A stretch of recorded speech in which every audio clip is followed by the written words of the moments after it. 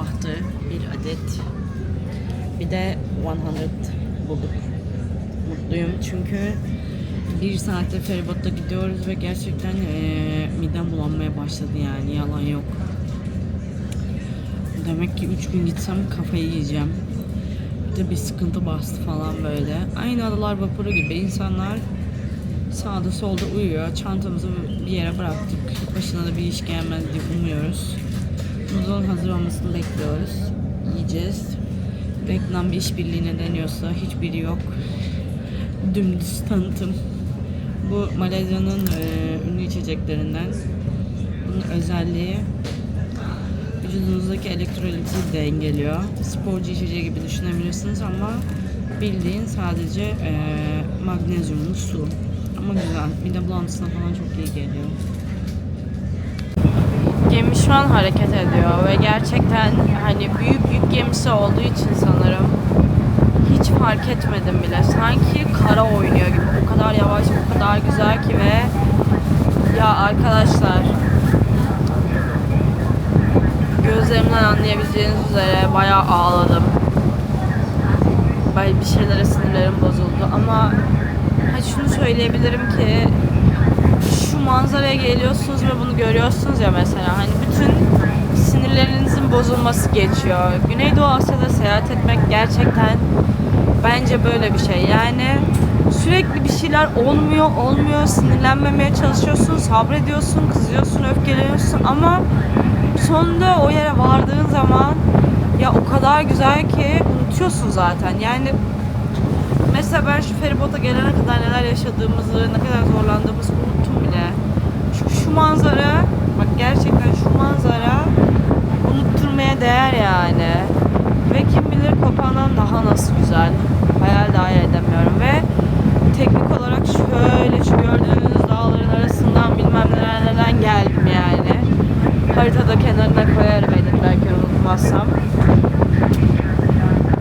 İlginç bir deneyim oldu ve samimi konuşmak gerekirse gerçekten tecrübemin, yani bu yolculuğun artık son demlerine yaklaştığımı da hissediyorum.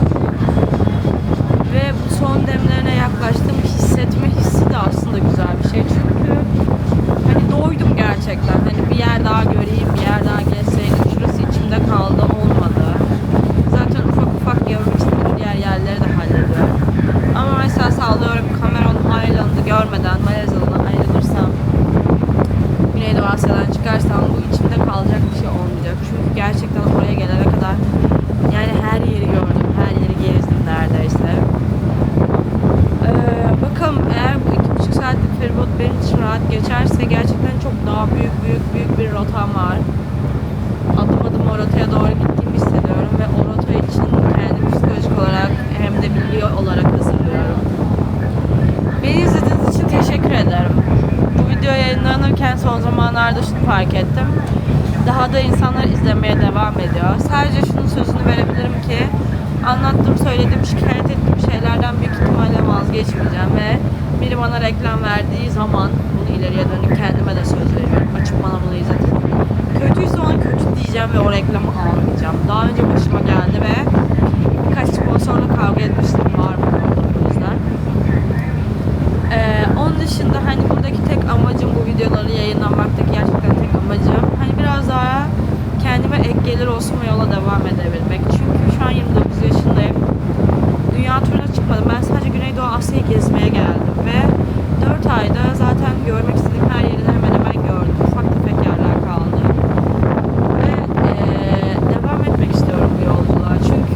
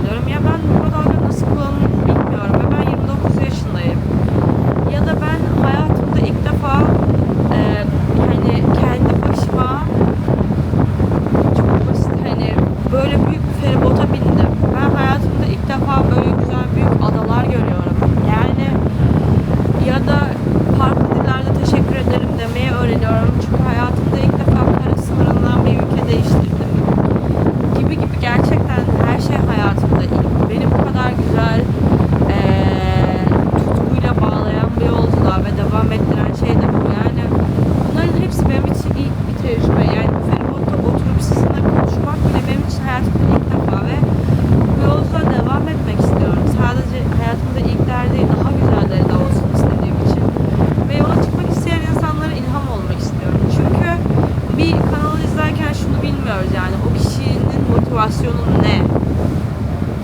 Doğa manzarası görmek mi? Maceraya atılmak mı? Yoksa oradaki insanlarla tanışmak mı? Kendini çözmeye çalışıyorsun.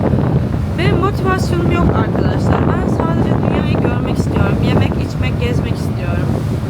Bu kısımda da eğer böyle insanlar güzelse, mutluysa, mesela bu Tayland'ın güneyindeki yaşadığım güzel deneyimler gibi onları övmek istiyorum.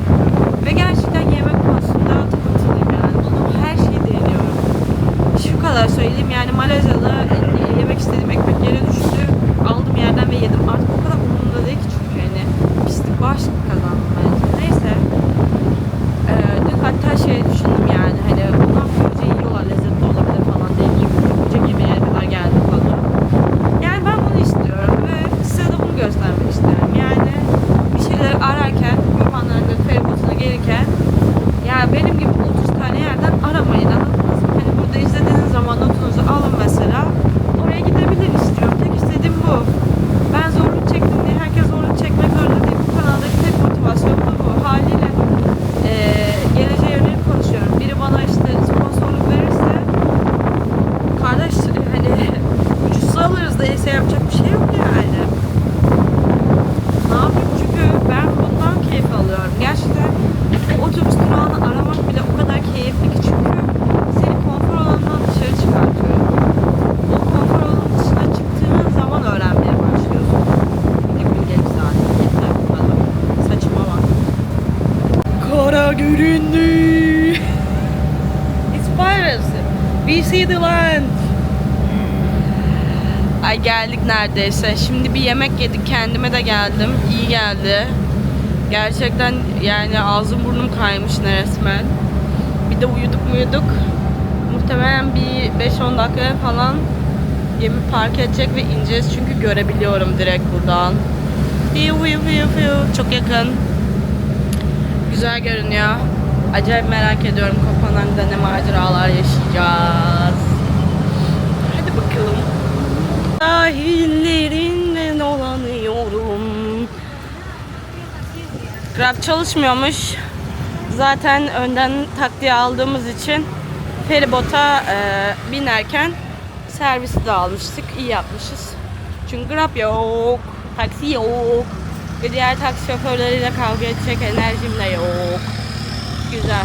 Şu an mutluyum o yüzden. Böyle feribot iskelesi yürüyoruz. Çıkınca sanırım servisler bizi orada bekliyor. Shuttle service. I think it's shuttle service. This. Hudson Resort. Değil. Daniel Kualto. Bu da değil.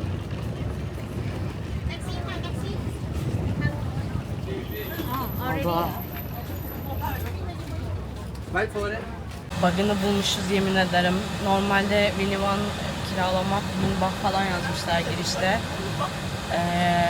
Pahalı yani. O kadar kişi geldik sonuçta. 360 bahta bildiğin kendi özel şoförümüzü tutmuşuz gibi oldu. Bizi hostelin önüne kadar bırakacak. Kopenhag'a gelmeyi planlıyorsanız bunu, biletinizi alırken bunu planlamayı kesinlikle unutmayın gerçekten, çünkü şu yazdığı için taksicilerle hiç muhatap olmadan geçebildik. Bu da bir artı.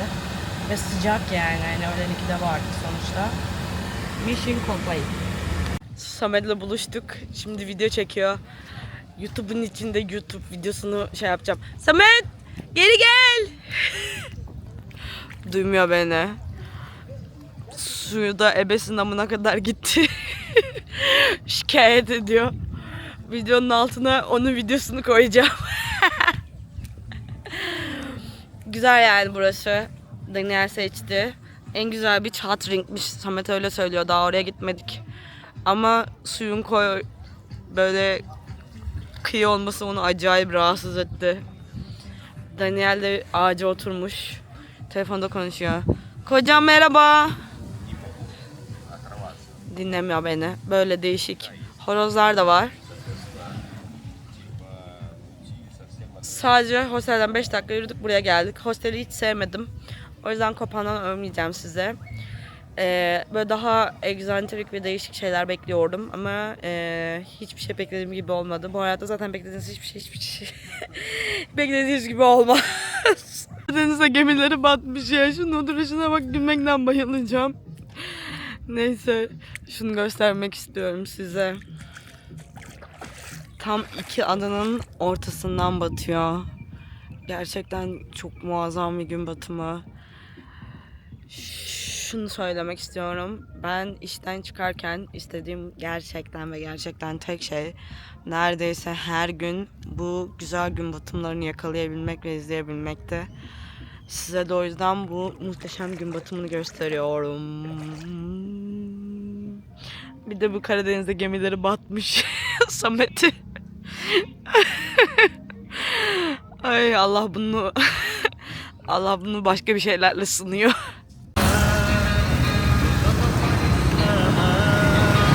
Yaşamasa istemem, oy oy milletin böresi var. Yaşamasa istemem, oy oy ulu Türk'ün böresi var.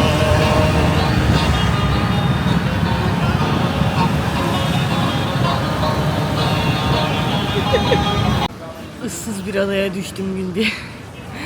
Adada ilk günüm Kopenhag'dan. Öncelikle kabus gibi bir geceydi. Gerçekten bunu anlatmak istiyorum. Çünkü adamın bir tanesi yatağıma yattı. Sonra ben onu kaldırdım. Dedim ki burası senin yatağın değil. Bak düzgünce kaldırdım. Sonra çantamı alıyor. Dedim o benim çantam. O kadar uçmuş ki. Sonra başka bir çantam vardı. Onu alıyor. Dedim kral o da benim yani. Ondan sonra durdu böyle bana bir küfretti. Ama başka bir dille. Yani dedim sen dedim başka dilde küfrettiğin zaman ben bunu anlamıyor muyum sence? Böyle bir şey olabilir mi?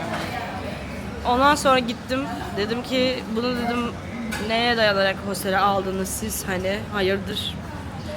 Kavga ettim resepsiyondan sonra geldiler pataküte adamı dövecek gibi. Sonra dedi ki özür dile. Özür diledi adam. Ama gerçekten tam bir küfür etmiyorum ama anladınız böyle. Samet bizi ben getirdim daha doğrusu ama yemek yemeye geldik işte. Taylı omlet yiyecekmişiz. Adayı hiç sevmedim. Burası merkez dedikleri yer. Şurada yemeklerinizi söyleyebiliyorsunuz. Böyle sıralanmış. Böyle yemek arenası gibi düşünebilirsiniz. Şimdi diyeceksiniz ki neyini sevmedin? Çünkü o kadar güzel fazla yemek yediğim için söyleyebileceğim tek şey buradaki yemekler o kadar iyi görünmüyor. Böyle bir şey aldım smoothie. Burada smoothie'leri suyla yapıyorlar. Haklılar bence. Hem Asyalıların süte intoleransları varmış hem de zaten o kadar alıştım ki suyla smoothie içmeye.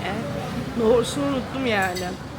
Bunun güzel yanına ananaslı aldım ve içinde herhangi bir katkı maddesi vesaire yok.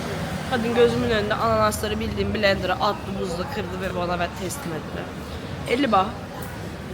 51 TL mi yapıyor? Neyse güncel kurdan hesaplayın işte. Bir tık 50 baht bence pahalı. Yani bu nedir 30 baht 20 baht falan. Surat tanede öyleydi mesela gece pazarında. Ama güzel, keyifli. Sabaha kadar uyumadığım için bu hayattan keyif alıyoruz. Omletimiz geldi. Bayağı dev bir porsiyon ve çok lezzetli görünüyor bence. Şu an Samet'i bekliyorum. Allah bilir ne yapıyor. İçecek almaya gideceğim dedi. Bak ben içeceğimi aldım. Yemeğimi sonra söyledim. Dedi ki niye tersine iş yapıyorsun ama yemeğimiz de geldi, içeceğim de geldi. Samet gelemedi. Ne içiyorsun? Delikanlı adam pembe içecek içer oğlum. Tamam karpuz mu? Karpuz. Bakayım mı tadına? Bak. İğrenir misin? Yok iğrenmem. Pipetin diğer tarafını çeviririm.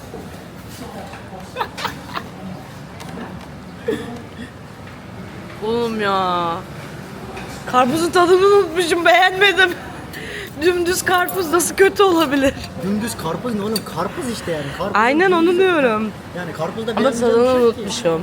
O yüzden beğenmedim. Yani karpuzda beğenmeyecek bir şey olamaz. Kesinlikle olamaz. Ben aylar sonra karpuz yediğimde çok mutlu olmuştum. Kanka ben Asya'da en çok hangi meyve yedim? Ananas, Ananas mı? Ben Asya'da en çok hangi meyve yedim biliyor musun? karpuz. Değil. Ne? Tahmin et. Hadi söyle. Yoktan. Hadi. Papaya. Ha? Papaya. Iıı. Sri Lanka'da papaya yedim. Ne iyi oğlum ben kahvaltı istedim ben. Sri Lanka'da bir tane guest house'da kalıyordum Sri Lankalı ailelerin yanında. Kahvaltı istedi. Dediler kahvaltı hazırlayalım mı sana? Ücreti mukabilinde. Dedim hazırlayın ne kadar dediler $1,5 mı ne işte. Dedim hazırlayın. $1,5 kahvaltı mı olur tertemiz. Kanka geldiler bana kahvaltı hazır dediler. Odadan çıktım kendime ait odam vardı bir de. Şu oda. Odadan çıktım kanka her neyse. Kahvaltının başına bir gittim. Kahvaltım ne biliyor musun? Papaya. Muz. Küçük böyle muzları var oranın. Muz, mango. Ulan dedim Samet ben bunu nasıl yiyeceğim anasını satayım böyle kahvaltı olarak. Gittim çantamda bir paket tost ekmeğim vardı. Sri Lanka'da sürekli yanımda taşıdım. O 2 tost ekmeğin arasına papayayı koydum. Abi bir de ezdim onu güzelce elimle böyle anladın mı? Bastıra bastıra. Onu gömdüm. Meyve kahvaltı değildir meyve. Ve bunu kaç kere yaptım yani öyle düşün. Kaç kere yaptım. Afiyet.